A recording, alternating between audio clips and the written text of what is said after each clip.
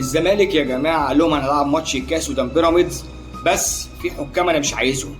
يعني انت يا الزمالك هتختار التحكيم؟ قال لك انا هختار التحكيم وحد يقدر يقول لي لا؟ فاحنا من 3 ايام لقينا الزمالك بيقول لك انا ولا عايز امين عمر ولا عايز البنا ولا عايز طارق مجدي ولا عايز الصباحي.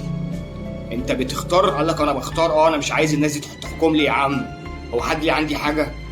يا جماعه هو في فريق في العالم بيختار مين يحكم الماتش؟ احنا اللي نعرفه لو انت مش عاجبك التحكيم المصري بتقول يا جماعه لو سمحت انا عايز حكام اجانب، وتدفع الفلوس لاتحاد الكوره واتحاد الكوره يجيب حكام اجانب. ده اللي احنا نعرفه، ودي اللي اللائحه بتقوله بتاع اتحاد الكوره، ودي المفروض لجنه الحكام بتعمله. انما فوجئنا ان صدر ان هم جابوا له بسيوني. ايه ده يا جماعه؟ جابوا له بسيوني، ده معروف اللي هو ملاكي بتاع الزمالك. قال لك انتوا ناسيين لما كان المحله بيلعب قدام الزمالك وفي اول دقيقه طرد لاعب من المحله وكسب الزمالك. قال لك طب احنا عارفين ان بسيوني بيكسب الزمالك، ما عشان كده جبناه للزمالك عشان ما نزعلوش. يا جماعه دي كوره؟ بالله عليكم هي دي كوره يا جماعه؟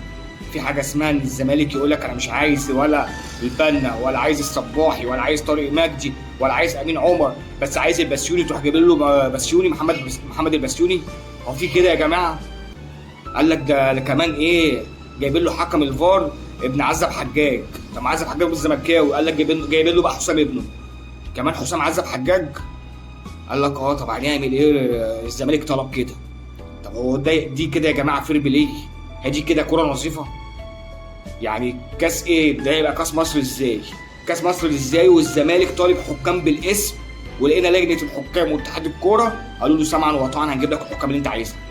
في كده يا جماعه؟ يا جماعه بالله عليكم في كده؟ اللي يغيظك في الموضوع ان بيراميدز ما فتحش بقه ولا اعترض ولا علق ولا اي حاجه.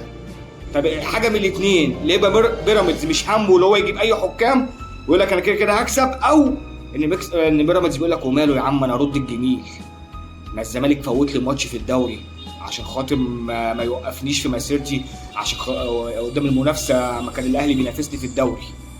الزمالك يشكر فوت لي الماتش بتاعه، وعواد راح مدي الكوره على طول اللي بتاع بيراميدز وجابها جول، والماتش خلص 1-0.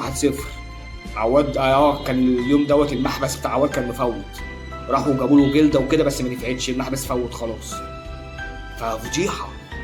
فضيحه بكل المقاييس. عمرنا ما شفنا نادي بيقول لك انا يا جماعه مش عايز ولا البنا ولا عايز الصباح ولا عايز امين عمر ولا عايز طارق مجدي، هاتوا لي محمد البسيوني. بسيوني. واللي يغيظك لا لجنه الحكام واتحاد الكوره قالوا له حاضر هنجيب لك البسيوني، وهنجيب لك يا عمي كمان على الفار عشان ما حدش يعكر مسيرتك ولا يعكر مزاجك، هنجيب لك كمان حسام عزب حجاج. في كده يا جماعه؟ دي فضيحه يا جماعه والله، دي كده مش كوره. كاس مصر ايه ده يا جماعه؟ كاس مصر ايه اللي الزمالك بيختار فيه الحكام بالاسم؟